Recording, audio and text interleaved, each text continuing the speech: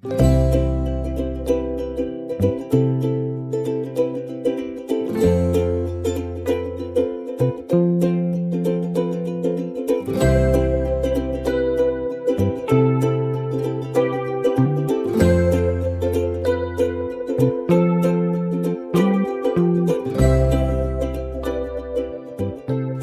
I'm Astrid. Welcome to my channel where I'll be helping you improve your English skills. So let's get started.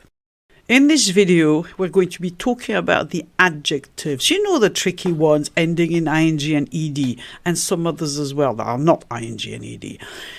So, looking at this scene, for example, is the man confusing and are the sails confused? Or is the man confused and are the sails confusing? How would you use confused and confusing to describe what's going on in the picture? And if we look at this one, is the situation stressful or stressed? And this young lady, is she stressed or stressful? We can also have a look at this one. Is the layout of cakes impressed and the little girl impressive, or is the little girl impressed by the impressive display of cakes? How would you use either one? Or this one even, signing a contract, a life contract. Is that scared or scary? And the lady, is she scary or scared? I agree, all of this can be very frustrating. Or perhaps, is it frustrated? That's what we're talking about. First, we're going to be looking at the adjective pairs in ing and ed. Those like tiring and tired, for example, and we'll get back to the other ones later in the video. Can you think of other adjective pairs in ing and ed? At the beginning of the video, we had confusing, confused. We also had frustrating and frustrated. And we had just now tiring and tired. But how about you? Can you come up with some more? You have 15 seconds to find some more. If you need more time, of course, you can pause the video.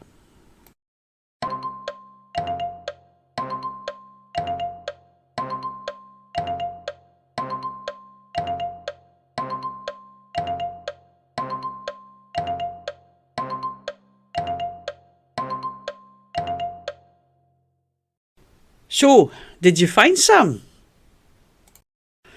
I'm sure you found plenty. You've probably found exciting, excited, boring, bored, amazing, amazed, interesting, interested. There was also embarrassing, embarrassed, shocking, shocked, annoying, annoyed, frightening, frightened. There's plenty more of those. There's a PDF in the description you can download. I'll get back on that later on at the end of this video. Now the question is, when should we use the ing adjectives and when should we use the ed adjectives?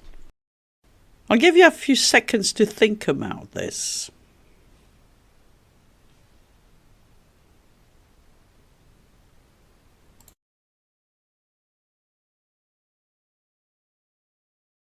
Some of my learners have already asked me once, do we use ing for things?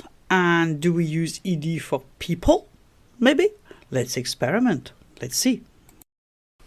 The cat was terrified by the frightening man. Cat, ed, o, and frightening man. Ing, man, o. Well, a cat is not a person, and dogs, spiders, and even crocodiles can be frightened. So that's not it.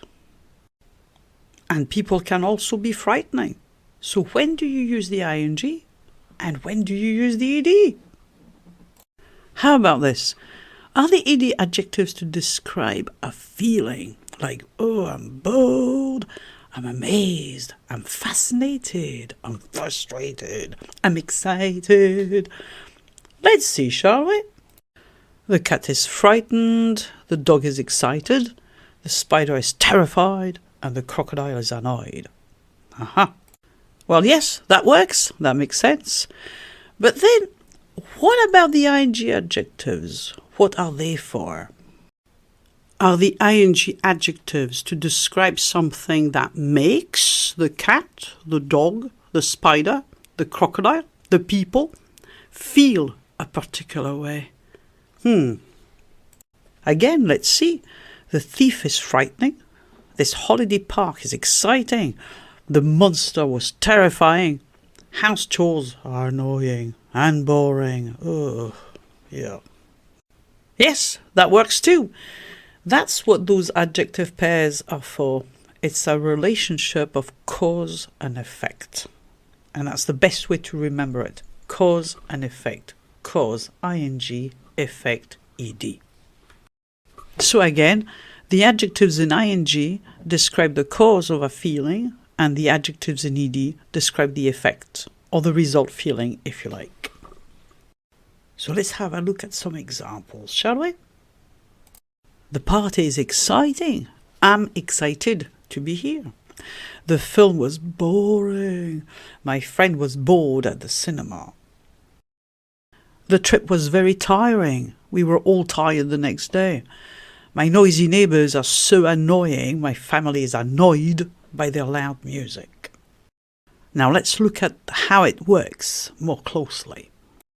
In the example, the film was boring. My friend was bored at the cinema. The cause of the feeling is the boring film, and the result feeling, or the effect, is my friend feeling bored.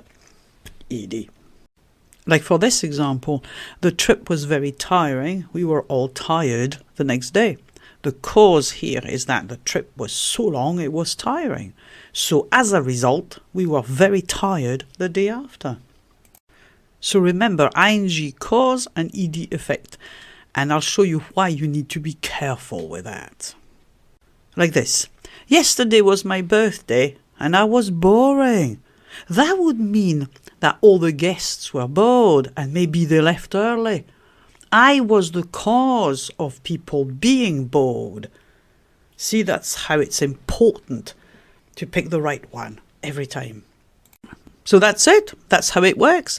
So of course we don't make sentences like the examples I showed earlier. We use them more naturally in our sentences. Like for example, yesterday I saw an amazing concert. The artist was fascinating. I was really surprised. I didn't expect the show to be this exciting. Yeah, I thought it was going to be boring. Those adjectives are mostly in ing and ed, but there are some exceptions, like those that we've seen at the beginning of the video. I'm sure you remember at the beginning we've had scary and scared. Scary is not in ing, it's y. Stressful and stressed or stressed out, which again, not ing, but full. Impressive and impressed, not ing, but Eve. And there's one we haven't looked at. It's upsetting and upset. That pair, the ing is there, but it's the ed form that is different. It's not an ed form. That said, you will be pleased to know that most of them follow the pattern ing ed. Yeah, splendid. A little thing to remember though, interesting and interested is usually interested in something. So you need the preposition in. Try not to forget it. And stressful, stressed or stressed out. We've already looked at the stressed out a second ago. That is optional. You can say stressed or stressed out. That's up to you. But not for interested.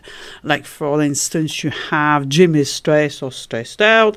Dan is interested in novels. It's not interested novels.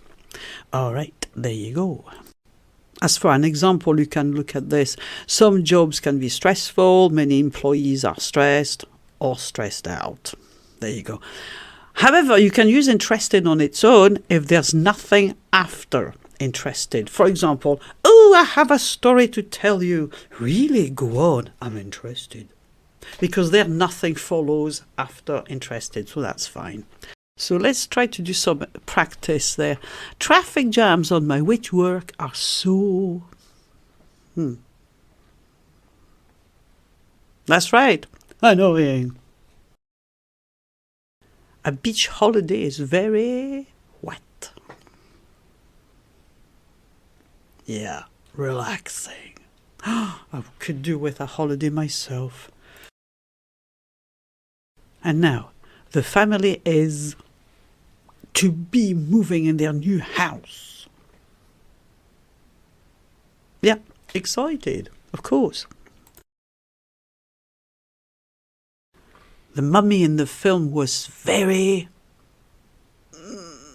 I was so... scary, terrified. And the last one. Wow, this show is so... it's making me very...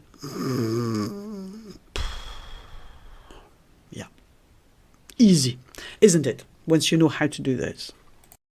So to recap, adjectives in ing, why, if, full, are for the cause of a feeling, and the ed are to describe the result, feeling, or the effect, if you want to call it like that as well. Cause and effect. Up to you. So that's it for the ed, ing adjectives. There are PDFs in the description below, lists of ed, ing adjectives and some others. There is one with French translation and one with blank column for other languages, if you want the translation there. I've also added the ed pronunciation for the ed ones, of course, and there's some exercises too. Do what you like with that. Have fun!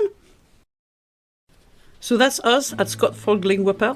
Feel free to like the video, subscribe, leave a comment or a request, or share. In the meantime, watch out for the next video. Bye bye for now.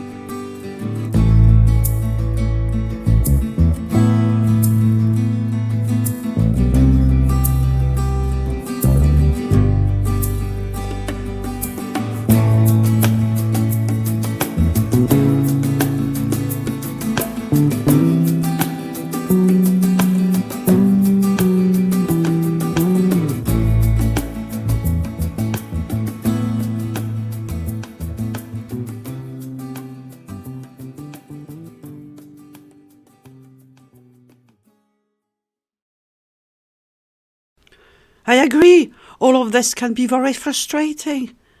Or perhaps, is it frustrated? That's what we're talking about.